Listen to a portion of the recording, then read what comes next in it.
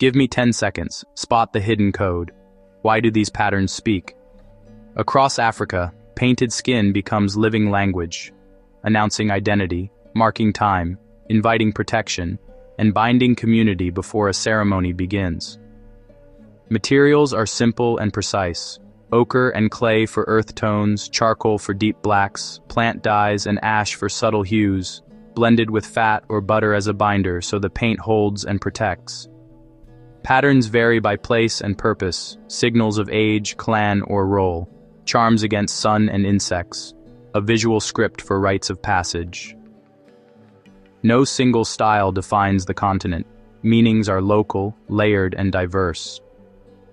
In this series, we'll explore symbolism, materials, techniques, ceremonies, social roles, modern continuities, and the ethics of filming, so we can read the body with respect, not assumption. Stay with me. In many African communities, painted patterns speak, marks that can signal age grade, clan ties, or a role in ceremony. Think of the Karo and Surma in Ethiopia, where bold white clay stripes and dots cue group belonging and momentary identity. Elsewhere, Nuba wrestlers in Sudan wear graphic designs for honor and contest. Maasai in Kenya and Tanzania may add ceremonial markings. Drums, shields, and songs set the context. Elders guide youths, and viewers keep a respectful distance. Meanings are never one-size-fits-all. Himba in Namibia use red ochre to treat skin with beauty and protection in mind. Yoruba in Nigeria apply festival cosmetics that can signal devotion or celebration. Each community reads these signs through its own history and place. And much of it is temporary, washed away after a rite or festival, so the cycle renews with the next gathering. In context, patterns become social language. Bravery, mourning, readiness, joy. The body carries the story. The moment gives it meaning. Across Africa, makers start with earth itself, red and yellow ochre, white kaolin, charcoal or soot, and plant dyes like indigo or henna. Pigments are ground to fine powder, then mixed with rich binders, shea or cow butter, animal fat, or ochis, until smooth and workable. Application is precise. Fingers trace lines, sticks and feathers add texture.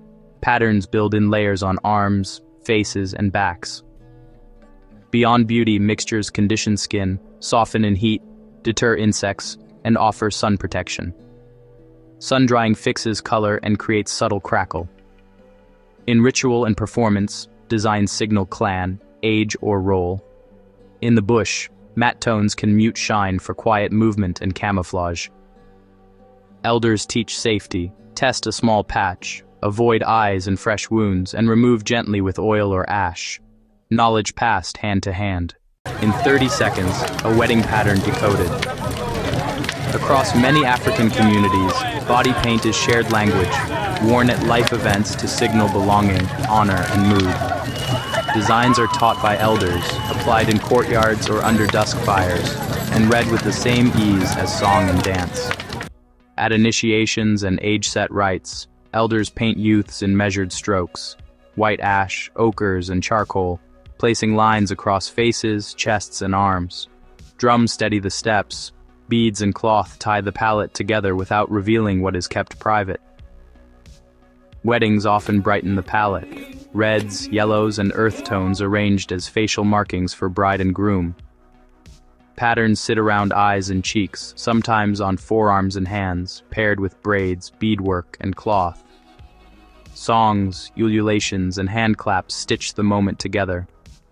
In mourning, colors soften, ash, clay, or charcoal in matte surfaces, with restrained shapes and slower rhythms.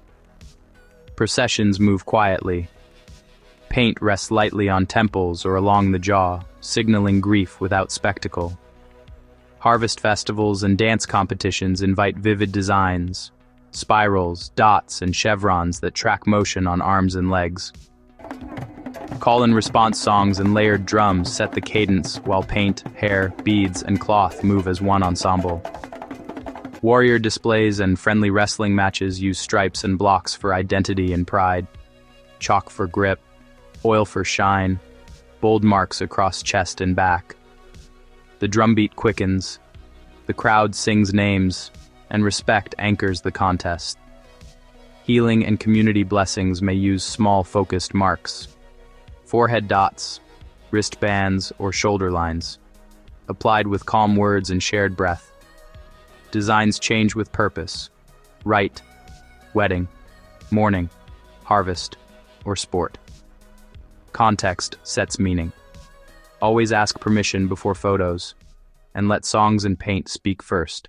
Across parts of Africa, body paint speaks identity, family, age set, and role, while echoing the land itself. Colors and patterns are worn, not displayed. They belong to living stories. Pigments come from place: river clay reds, ash and charcoal blacks, chalky limestone whites, greens from leaves. Dust tones, bark and soil bind with oil or water. The palette is the environment. Designs range from strict symmetry to free-form flow. Negative space matters as much as paint. Dots, lines, chevrons, and spirals map, meaning clan ties, milestones, blessings, or protection. Tourists may see performance, but local intent is communal and ceremonial. These are not costumes for spectacle. They are languages on skin, timed, blessed, and consented. Visiting? Ask permission before photos, follow community rules, and hire local guides. Support artists directly, avoid interrupting rituals, and step back when invited. Respect makes welcome. Stay with me. Colonial impact versus living revival next.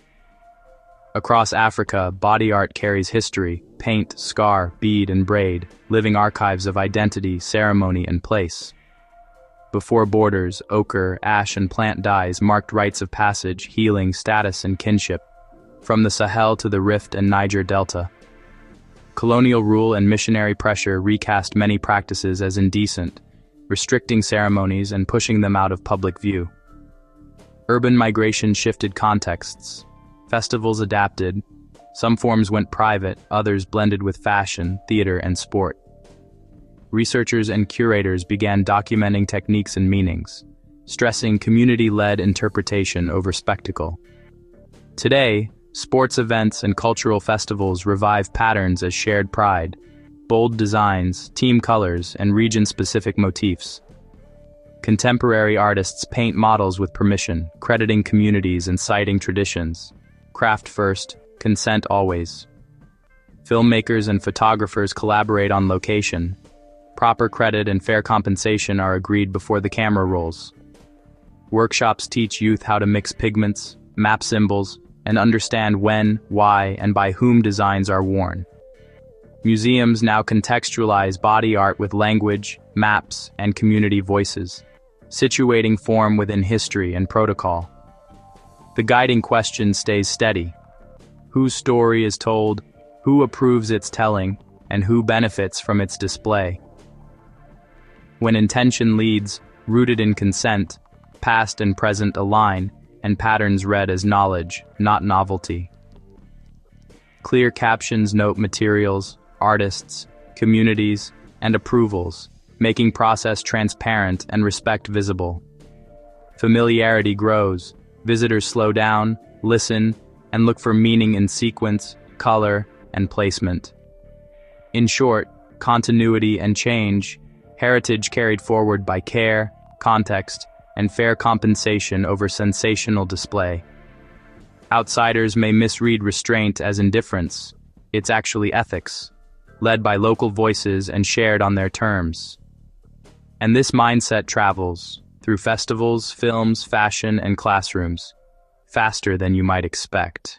Before you film or photograph, ask first. Follow community leaders or your guide. If they say no, put the camera away. Avoid sacred areas and ceremonies unless you're invited. Check the signs: no photo icons, restricted zones, consent rules. Never use flash, and don't capture faces or private rituals without explicit permission.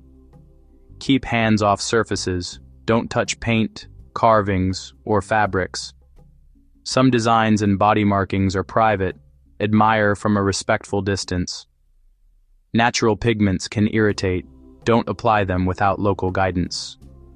Support the community. Buy crafts from local artists, book community-run tours, tip your guides, and follow what can be shared online. Respect keeps the experience welcome for everyone.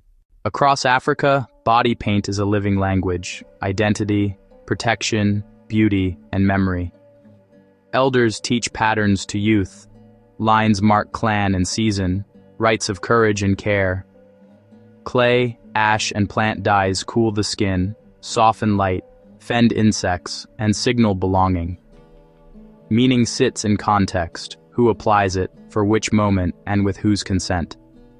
Learn locally. Ask the names of pigments, the stories in each motif, and the viewing and photo rules. Support the cultural custodians who keep this knowledge alive. Next time you see these lines, ask what story they carry. And did you catch the opening symbol? Rewind the first 10 seconds and spot it.